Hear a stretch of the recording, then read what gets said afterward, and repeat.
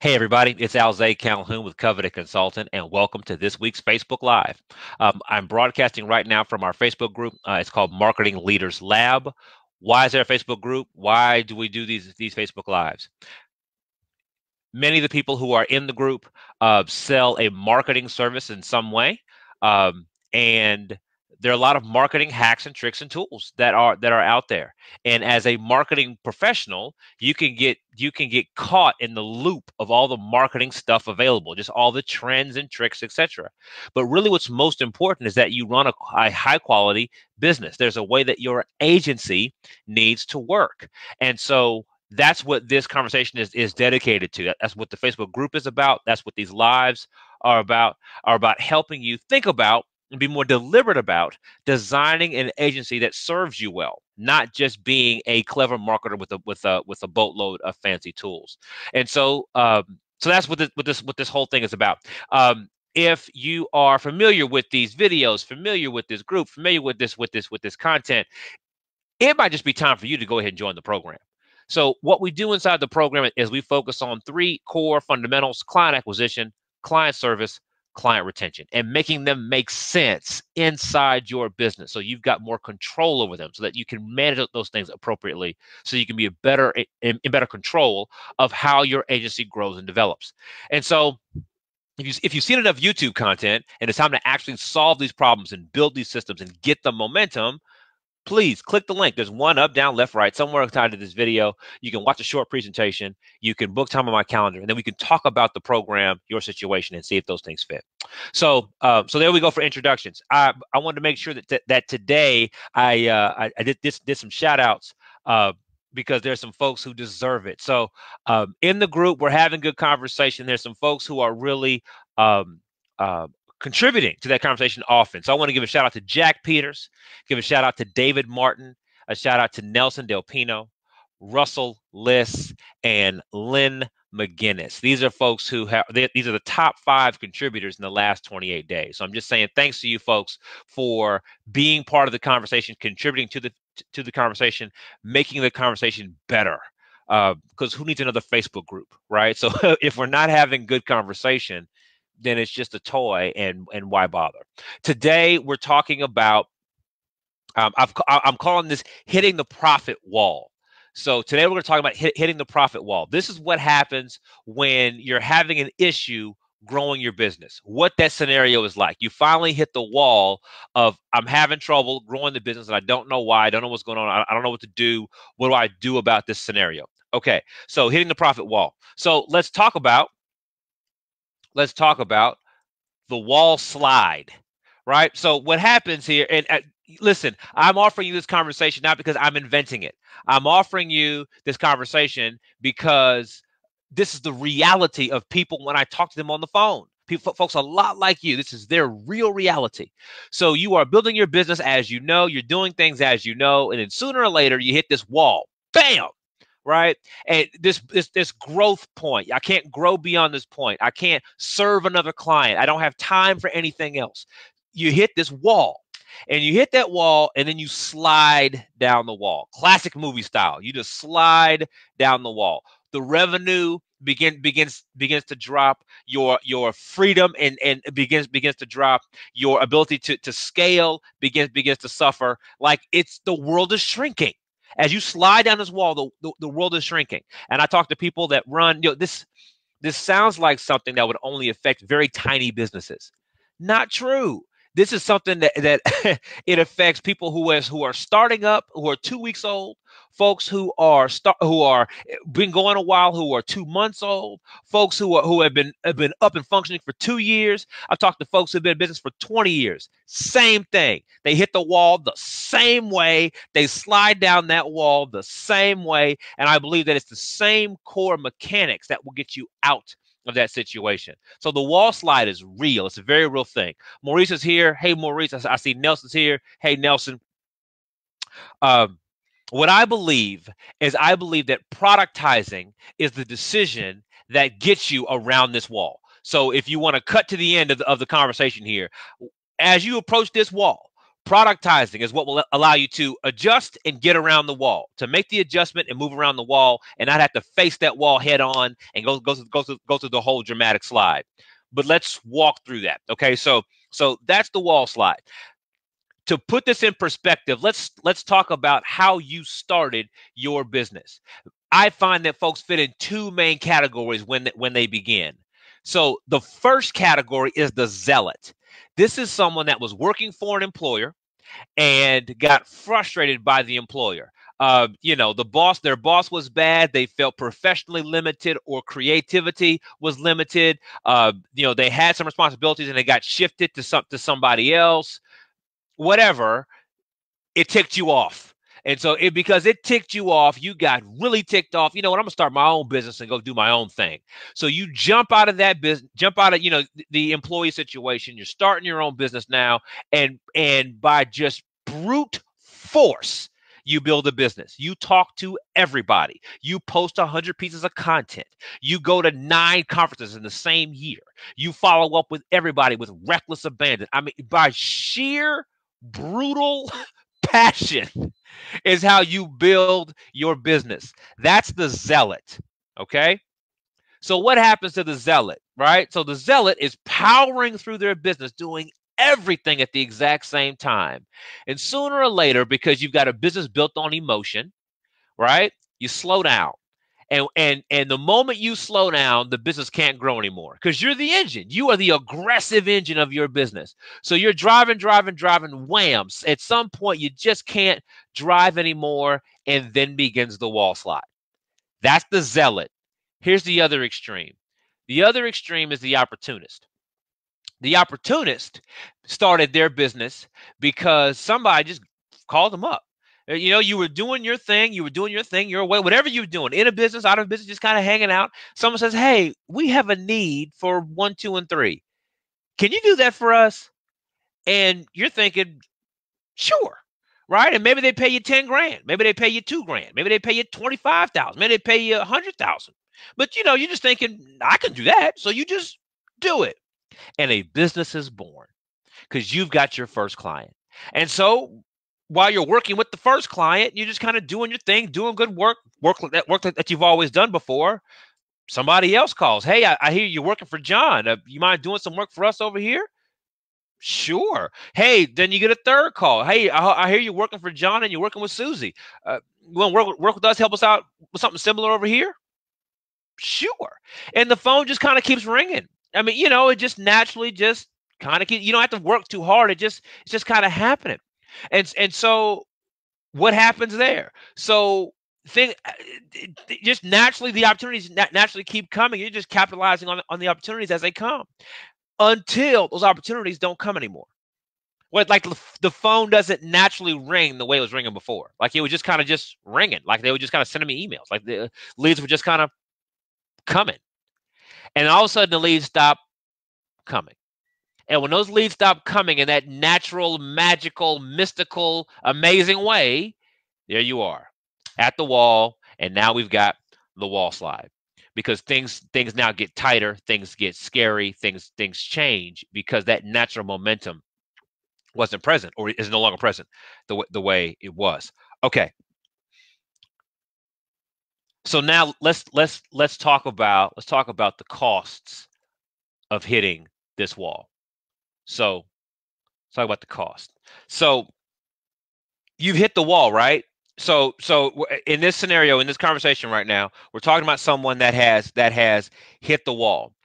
So the zealot, when the zealot out of just brute force, whether it's anger, frustration, to try to prove something to somebody else, you're just by pure power, you make it through and you get to a certain place of profitability. But now when you hit this wall, you have to admit that you're over invested and exhausted. That becomes that's what it cost you to hit the wall, is that you had to invest everything you had. You were fully invested in growing your business, and you're over invested. Like you don't have any additional energy for anything else because you are completely committed to your business. And as a result of being so invested, you are now exhausted. You don't have any more energy, out of gas, any more energy.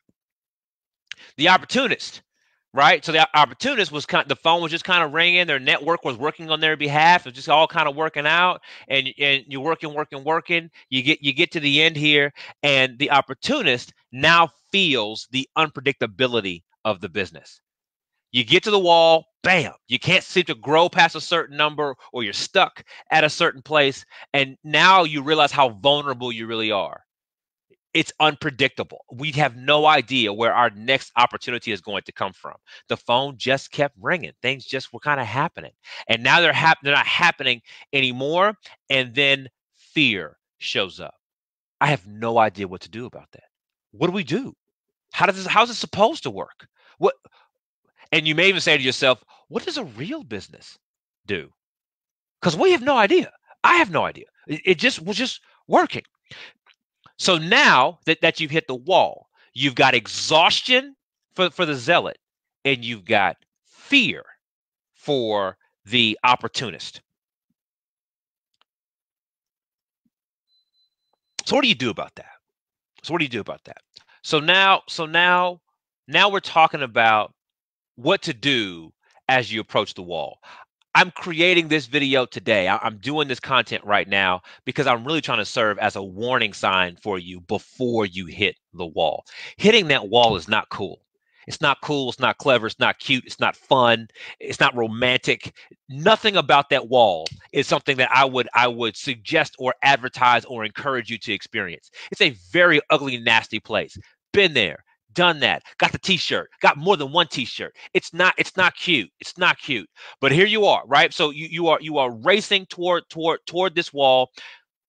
I'm talking to that person right now. If that's you, I'm talking to you right now. You feel the wall coming. So let's talk about, so if you're the zealot, right? If you're in that place where you've been all invested, all in, driving 100%, you feel the fatigue. Before you hit the wall, before it gets crazy, you feel the fatigue. You feel yourself still at the computer at 7, 8, 9 o'clock at night. You feel yourself still doing client work at 7, 8 o'clock at night, or having to get up at 5, 6, 7 in the morning so you can hurry up and finish client work before you can begin to do anything else with your day. You feel the overinvested, that everybody in your business has to get approval from you before they can move forward.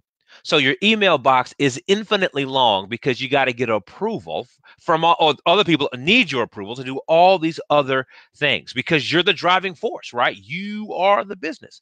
Zealot.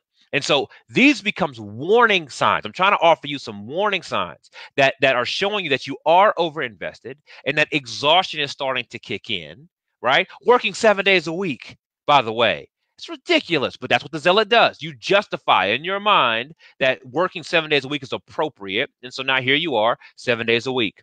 So these are warning signs that you are approaching this wall, and there are things you can do before you hit the wall, right? But these are the warning signs. The opportunist, as you are approaching this wall, you feel the vulnerability of, if I lose one client, our whole business changes.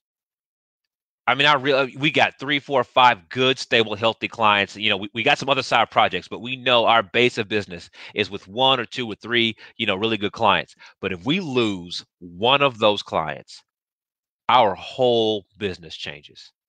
You know that fear. You're living with that fear right now. It is active for you. You don't know what to do about it. But at this moment, the client's not gone. But you feel the concern. You may have had the conversation already with that client where they told you, yeah, we're going to sign up for next year, but our needs are changing, and we're going to end up changing how we do business. In other words, they're going to cut 20% off your retainer fees, or they're going to cut your fees in half, or they want to move from signing up for the year to signing up for month to month. So you don't have that same predictability over the long haul.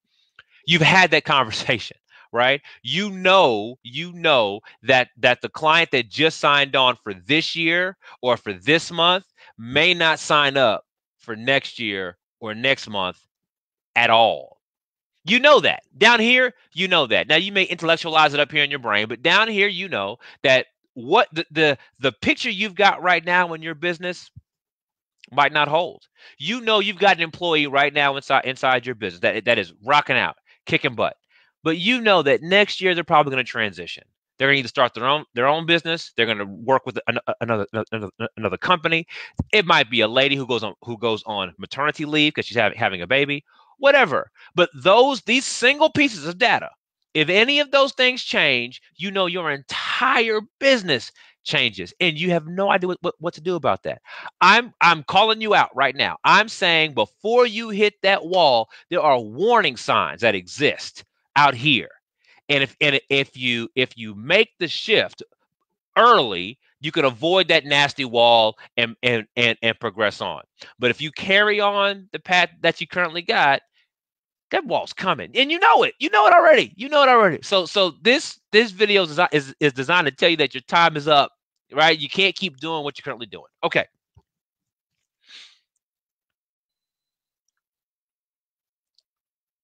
Let's talk about if you've hit the wall already.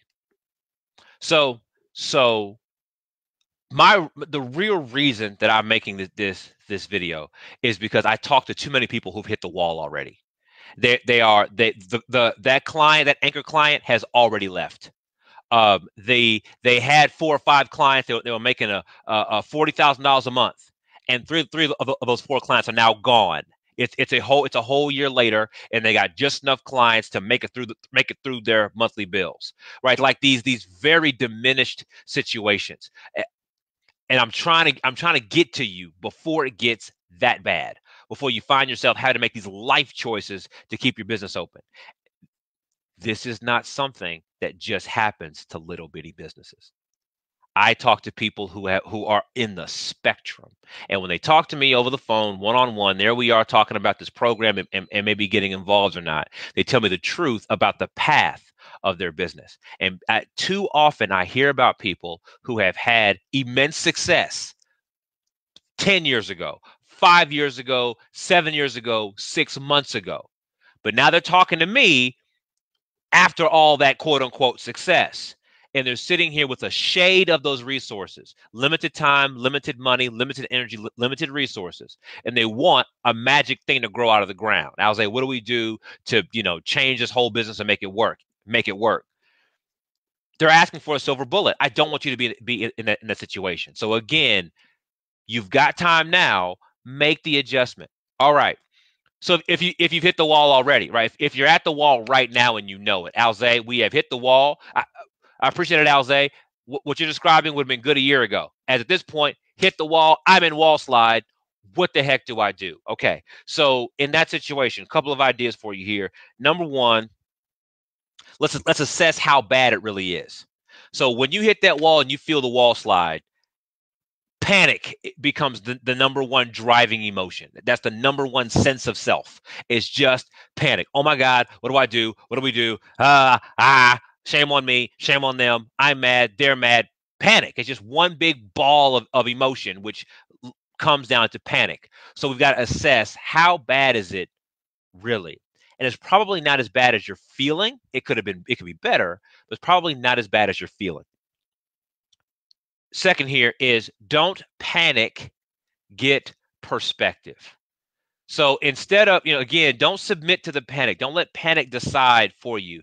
You got to take a step back and look at the business as a business, and you got to decide and think through what some better choices are. To be very literal about that, if you've hit the wall, bam, and you're now sliding down the wall, right? You're too close to the wall to appreciate how long it might be or how tall it might be. You're just too close to it. So you got to get enough perspective so you can kind of turn and see the wall better. But if you're making decisions while you're tapped to the wall, all you're gonna do is screw your face up. You're just gonna scratch your face up as you slide against this wall. You got to get enough space so you can see the wall a bit better. That's what I mean by don't panic, get perspective. Third here is that you're gonna have to get some help. So the path, the momentum, the experience, the things that you were doing that got you from here to here, for some reason are not working anymore. You have to admit to that. You got to admit that the approach that you've taken is what brought you to the wall.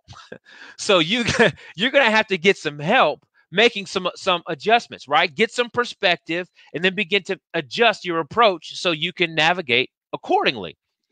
But you're going to have to get some help. If you power through it, because I've met these folks, I've talked to these folks, and this might have been you. This might be you right now. You're up against the wall, you get enough space to see clearly, and then you press your head against the wall again, right? Well, let me just try again, right? Let's just try it again. Wham, hit your head again. Then you back up enough to try it again. And there you are, literally slamming your head against the wall, doing the same set of activities over and over and over again. And all it does is wear you out. You just get more and more irritated that it's not working. And then you start blaming folks and getting upset and getting really emotional, which helps no one. You're going to have to get some help making some better choices. Where you go to get that help is negotiable. There's many places where you can go to get help.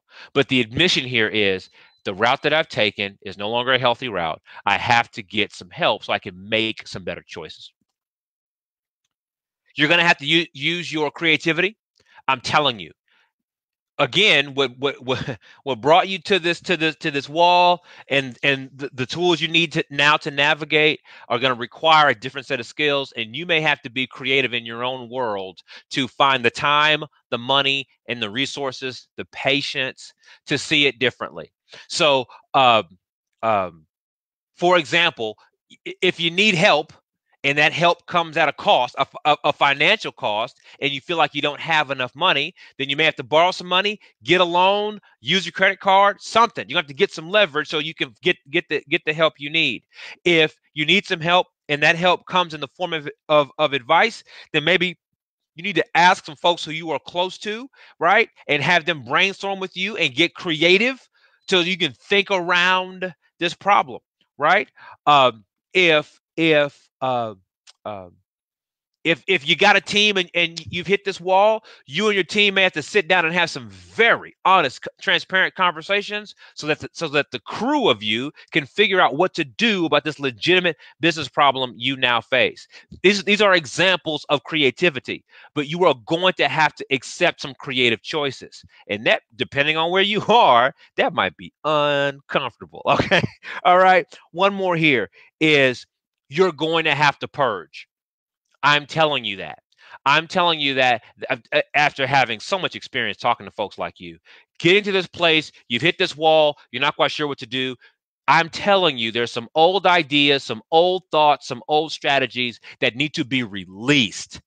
Just let go of. I'm not bringing this with me to the other side of the wall. This stays here. I'm not bringing it. There are going to be some things you're going to have to purge. Let that word purge sit for a moment. Actively release it. Let it go. Some of these are old strategies. We won't use video anymore. Some of them might be old software platforms. We're not going to use platform A for our autoresponders. We're going to use platform B for our autoresponders. Some of those might be people. John, Susie, Kim, Tim were great people to this point. But if I'm going to get here, this person has to go. It's not personal. You don't talk to them crazy, but you have to admit, to keep growing the business, what this person provides doesn't fit in the next version of your business. These are things you're going to have to purge. And I don't know who's telling you this, because everybody else is trying to sell you some fancy program. But these are the legitimate business choices you're going to have to make if you want to get off this wall slide and move into your next tier of growth. So then, to summarize everything I just said, which at this point probably is getting obvious, you're going to have to make a new decision. You're going to have to make a new decision. And let me kind of put that with some bounds.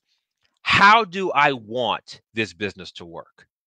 So I got here by brute force, or I got here by being opportunistic. Okay.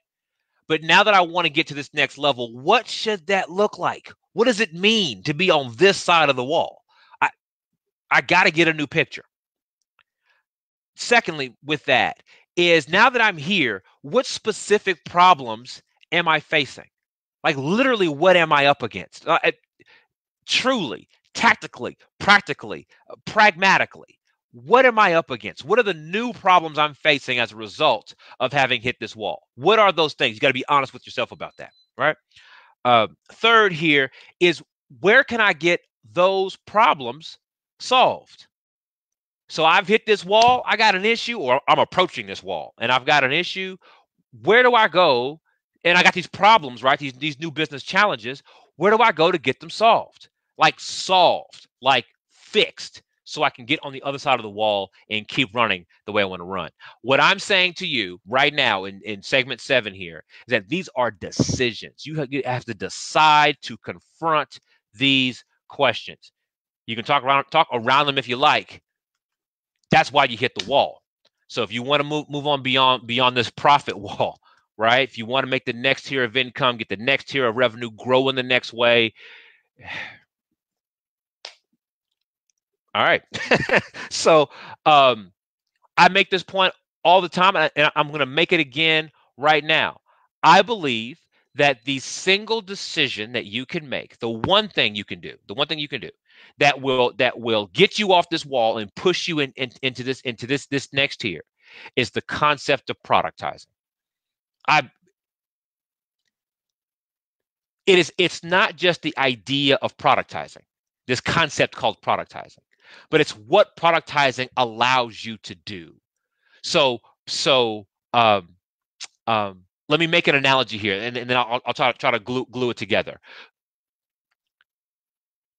If you don't own a car, but you want to travel to a city that's 3 cities over, that's 1,000 miles away, or 2,000 miles away, or 200 miles away, what do? How do you get there? Do you walk? Do you get a bike?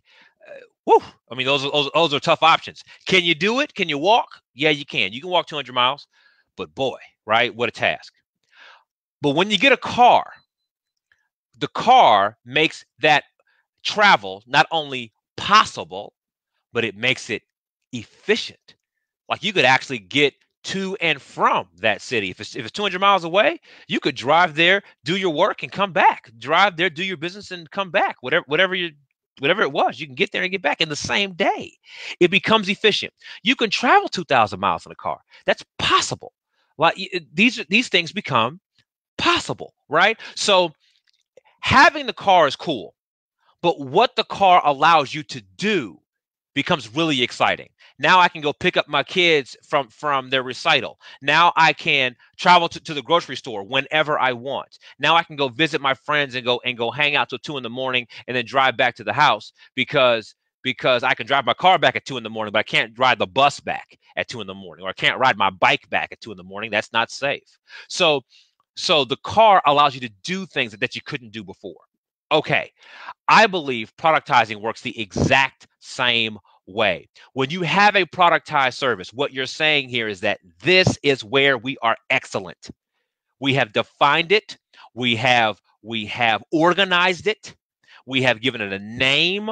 We have focused it. This is what we do at a very high level, which means you can charge the premium because you have a premium. Right? If you don't have a premium, you can't charge a premium. So now you can charge a premium. And while you charge a premium, you can attract better clients, because now you can tell those clients, this is what we do. It's amazing. And this is what you got to do, client, if you want to be involved. Well, they say, well, that does sound great. We do want to be involved. Let's get started. Those are better clients you don't have to argue with. You also get to open up the opportunity for scalability. Now that we know what we do and we know that it's good and tight and structured, now we can hire other people to do it on our behalf. It's defined. Our excellence is now defined, which gives you a chance to be scalable, to bring in some new leverage. So it's not the fact that we know this term called a productized service and you get one. Oh, great. So what? Make a list. Who cares? But it's there's a way of using that productized service strategically that opens up brand new doors for your business. It's what it allows you to do. So again, having the car, whether you've got a Toyota Corolla as a car or you drive a Maserati or a Ferrari, doesn't matter. Having the car gives you the opportunity to do those next level things. So whether you productize your service at $200 or at 2,000 or at 200,000 is less important. It's the fact that you have this now strategic asset that opens up new doors. Either you got a car or you don't. Either you got a productized service or you don't. And so if you've hit this wall, right, and you're trying to figure out how do we move beyond this wall, taking a step back and productizing allows you to now decide how we navigate the wall. And if that still sounds conceptual, ask the question, post a disagreement if you think I'm kind of off my rocker right now. But this is a very big deal. It's a very big deal. It's a simple concept, but it carries a lot of weight. It's a car. It's a car for those who don't have one. Now, while I'm kind of in this moment, what I also have to be honest about is the same way buying a car is complex, whether you buy a Toyota Corolla or you buy a Maserati or a Ferrari. Cars are complex machines. There's a lot of things going on inside the car. So I try to make that same warning to people. I'm making it now to you. Developing a productized service involves some mechanics. It involves some machinery. It's not you don't just you don't just sit at home and put a car together. That's just not what happens. And so the productized service, developing one that's useful to your business, requires some elegance. I'm trying to be direct. I'm trying to be upfront. I'm trying to let you know, I'm not trying to offer you some magic, shiny marketing thing. It's a business asset. You got to treat it like one. While I'm talking about that, so the same way that you have to care for a car requires maintenance. You got to clean the car inside and out. You got to repair the car when it breaks down. Cars require oil changes. Cars require gas to fill the car so that the car will keep running. Productized service is no different. You got to keep it clean. You got to keep it neat. It's got to stay understood. You got to fuel it in certain ways. There are things you got to do to make it work. So, so there you have it. So there you have it. I really do. It's a thing, man. It's a thing. All right. So said all that. Pushing now to Q&A. By the way, questions, comments, concerns. Alzay, you're nuts. Alzay, I'm not digging it. Alzay, you're off your rocker. I'm open to all of that, right? Alzay, I agree. I do understand, don't understand. All sounds good to me. I'm open to the discussion. It's about you building a better business. I'm excited about that. So I'm offering these tools, these attitudes, this approach in an effort to help you build a better business. So if it's not meeting your needs, tell me that, and we'll do something different. So Maurice has a question here, and his question is: How often would you suggest reviewing productized services? Well, first of all, you need one. Everybody starts with one. No matter what size business you are, and I get this argument from a lot of different ways. I'll say we do 49 different things, right? And I don't want to productize 49 different things, right? I'll say, how do we productize our 49 things into one thing? That's a whole conversation. But Maurice, I'm saying directly, the first thing you want to do is you got to get one productized service. One. That productized service should work. Now, what work means changes from client to client. It changes from scenario to scenario. That's a conversation place. That's why I got a program. Because what you do with the service, how you turn it, really does matter. There's some artistry involved in that. It's more art and less science. So you're asking a direct question: how often do you suggest reviewing productized services? Take the service, you put it in front of clients, you use that service to serve clients, and every time you work with a client, you review your service again. So let me say that again very plainly. Every time you serve a client, you should review your productized service again. Now, just because you review it doesn't mean that you change it. Those are two different things. So you can review the service, realize that some changes might be needed, but not make those changes immediately. There's some of that art, some of that artistry, right? When do I make changes, etc. But in short, what you're checking for, Maurice, and everybody else, what you're checking for is, did my service serve the client? And that's either a yes or no. And so if it did, great, you're on the right track. If it's not, you got to make some tweaks, make some adjustments. Thank you, Maurice. There were a couple other questions that came in. If you've got one right now, fire away. Fire away. We'll get that question addressed. So speaking of Maurice asked a question earlier here. He asked about networking professionally, best types of events to go to, managing small talk, etc.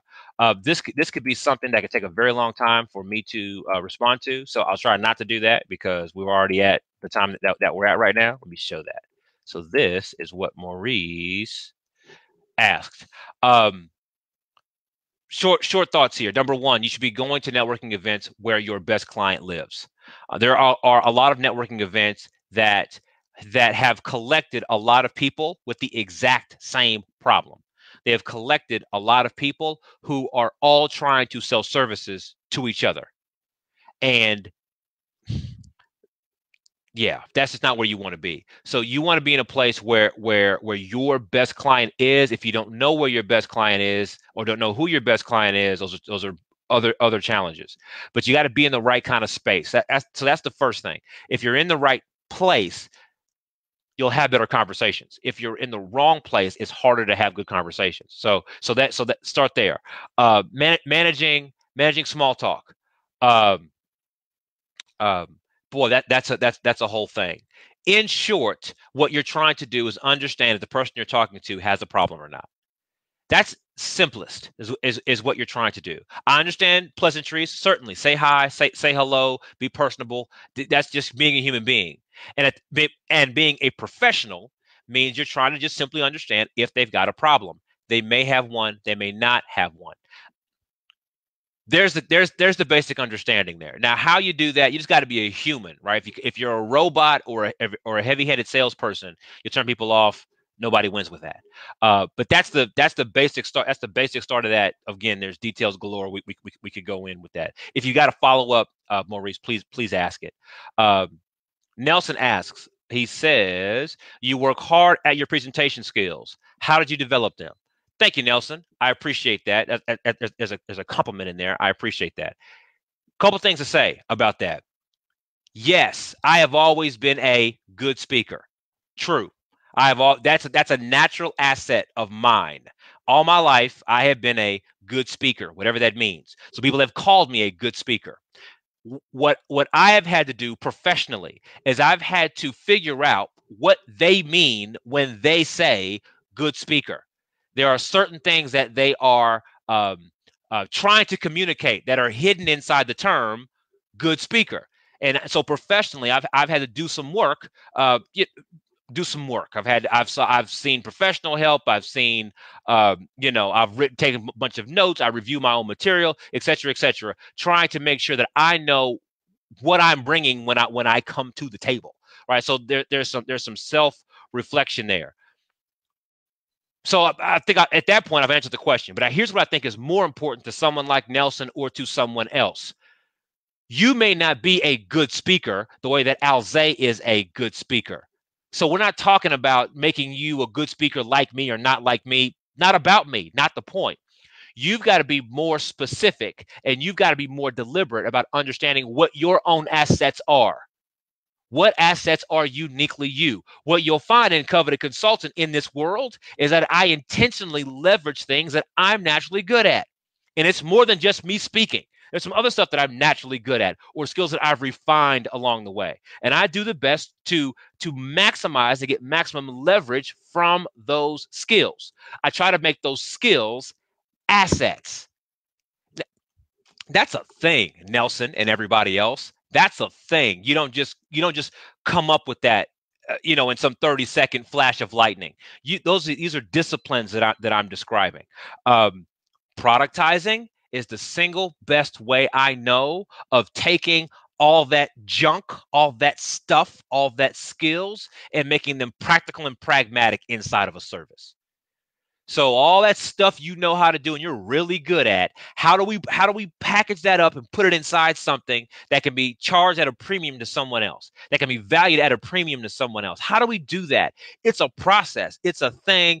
That's why there's a program. click the button, up, down, left, right, so you can maximize your skills, maximize your agency skills, and get maximum value back from the marketplace. Love to have you in the program as long as the program makes sense for you. Okay. There were more questions. Uh, this person's name is Maryan. So Marianne is, I believe that's what I'm reading here. So Marianne asked the question. I'm filling Q&A here. Marianne asked the question about contracts. So contracts with clients who may later try to manipulate you. What are the things that should be included? That the included is not in the note there. So listen, if you're getting into arrangements with people that you believe may manipulate you, your fault. You should not be getting into those kinds of arrangements. Manipulate is a very strong word. So if you are concerned that the other party is going to manipulate you, you should not be in that arrangement. Get out, decline, move on, do something else. Don't put yourself in that situation. Many agencies put themselves in these kind of relationships because they're taking the money. Oh, they'll pay us. They'll pay us $2,000, $5,000, $10,000, $25,000, whatever. They'll pay us. And so we'll put up with these ridiculous behaviors because they pay us. And then because you're so turned around by that deal, you can't have the next one. Don't walk into deals that you know are bad. That's your fault. Okay. So contracts. How do you set contracts with clients? What should be included in the contract? Sanity check here. Your contract won't save you. If you're in a bad deal, your contract will not save you. So you can have a contract or not have a contract. If your client is acting out of bounds, you can waive that contract all you want. They're still going to act out of bounds because you're not really going to sue them, right? I mean, what's the deal worth? $2,000, $10,000, $20,000? It's not worth it. But by the time you get a lawyer, go through the whole process and get a settlement, you pay $20,000, right? Even if you've gone through all of that, you still got to get the money from the other person who may or may not pay whatever the settlement is. It's not worth it. It's better if you just choose better clients up front. It's a better deal all the way around. So your contract won't save you. All right, cool. What goes in the contract? 3 basic things: time, price, scope. How long will it take? Time. How much does it cost? Price. What's involved? Scope. And that can be as simple as a 1-page document. It does not have to be some 95-page legal contract. Unnecessary. Okay. All right. Moving on. What else do we got? There was a question here about Shrin asked about the anatomy of a great deal. How do you know when you're looking at a great deal, a good opportunity for your business? And I asked for some clarity on that because I'm not sure what he meant by that. That can go 100 different ways. Jack followed up with that, and he asked, how do you find a great deal, and are deals found or created? So I like that question better. I think that's better for us to think about. Are good opportunities, good deals, are they found or created? If you're asking me, they're created. They are created. They are created. You put your business in a place so that you are available for good opportunities. That's your creation. That's your part of that. You put the business in a place. You make it available for good opportunities. So yes, you were discovered by someone, right? Someone happened to find you, but they found you because you intentionally made yourself available. That's the creation part. And I think not enough agencies, not enough experts, not enough consultants, not enough businesses like ours are doing our part to make sure we are available. We're not intentionally being available for those businesses that really want to work with us. Conversely, if you're waiting to be found by a good opportunity, good luck. That's Cinderella waiting on Prince Charming. Good luck. Good luck. You'll be waiting for the rest of your life. Is it possible? Sure. Opportunistic? Yeah. Possible? Yeah. Not. I'm not here for it. All right. All right. Nelson had another question here. Let me try to. Oh, right. Nelson asked. Last question here. Unless I see one more. I don't think I had another come through. No. So this will be the last question. Here we go. Nelson says, he says, if I boil everything down, I'm a copywriter. And then Nelson says, but a copywriter is the least appreciated and most undervalued skill. He goes on, and then he says, how do you propose I market myself as a copywriter so I can introduce my voice building skills as a presenter? So what I'm hearing from Nelson, is I'm a copywriter, Alze. If we cut the crap and kind of get down the bottom line, I'm a copywriter. I'm really good at that. That's what my business does well. So then, Alze, how do I transition clients from these copywriting offerings into my voice building offerings? Because I'm really good at that too. I want to move folks into that. So how do I do that? All right. So one thing I had to say back to Nelson, I said it in text inside the group, I'm now saying it out loud here, is that Nelson discounts his own services right from the beginning. He says, I'm a copywriter, which is the least appreciated and most undervalued skill. Nelson did that. So there's a client right now that's willing to pay $5,000 to have Nelson work with him as a copywriter. But Nelson has already decided that his skill is least appreciated and undervalued. So Nelson is now trying to sell his services at $250. They were going to pay $5,000, but Nelson says, nah, it's only worth $250. Cool. Nelson did that. Nelson discounted his own services. Right now, I'm using Nelson's name. Can I put your name in the same blank? Do you do the exact same thing? You know things are worth more, but you found some reason to discount your services, so you charge so much less.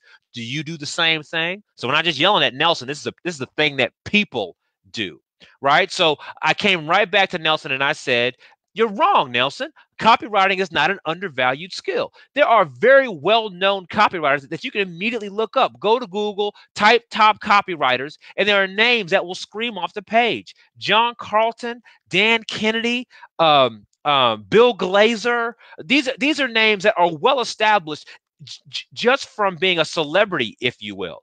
There are an entire tier of copywriters that don't have celebrity but are well known amongst their client base. Copywriting is a valuable skill, but if you don't believe that, your client won't either. Let's take out copywriting, because whatever you do, video, content, web design, automation, whatever skills you happen to offer, if you don't fully value those services, the client won't either. So this part of the breakdown here begins with you. Now, the next part of that, how do I transition clients from copywriting services into vocal coaching, that thing? So that's Nelson's question. The question for you might be, how do I move clients from this service where we start onto this bigger thing that I want to offer them? I call that solve their problem, become their partner. The first thing you want to do is solve an actual problem for real. Solve a tactical, legitimate, live business problem. And then they'll be more interested in becoming your longer term partner at even higher price points and even longer term arrangements. But here's the thing, ladies and gentlemen. Here's the thing I'm saying to you. If you don't solve their problem, you can't become their partner. So the first thing you've got to focus on is solving a legitimate, practical, real, urgent, immediate, valuable problem. Are you doing that today, Nelson? Skip Nelson. So we're not picking on Nelson. Are you doing that today? Not Nelson. You. Are you doing that? Are you sure? Are you clear? Are you positive that what you do, what you offer solves a clinical, real, practical, painful, immediate, urgent, valuable problem? Are you sure about that? If you're sure about that, charging the bigger numbers and becoming people's long-term partner is so much easier. It's not. It's a foregone conclusion. But I talk to a lot of people just like you, and they're not really sure on what problem they solve. They're skilled, they're talented, and they might be really, really profitable, but they're still not sure on that core problem that they solve. And because of that, wall slide. All right. Do I have anything else here? Let's see what else is going on. I think so far so good. I'm making some final checks because there are a number of places where folks could input some questions, and I think we're good. I think we're good. Good people. It was a pleasure. It was a pleasure uh, doing these. Got a question, got a comment, type it in the box below, whether you're watching the replay or the live. I read all the comments. I respond to the vast majority of them. If it's worth a comment or worth a reply, I reply. Um, I offer this for you. I offer this to improve your situation. So to the degree that it's helpful, great. Let me know what's good or what's not so good. We work to improve. All right. We get better every day. All right, good people. Enjoy your day. Talk to you soon. Thanks so much. Bye-bye.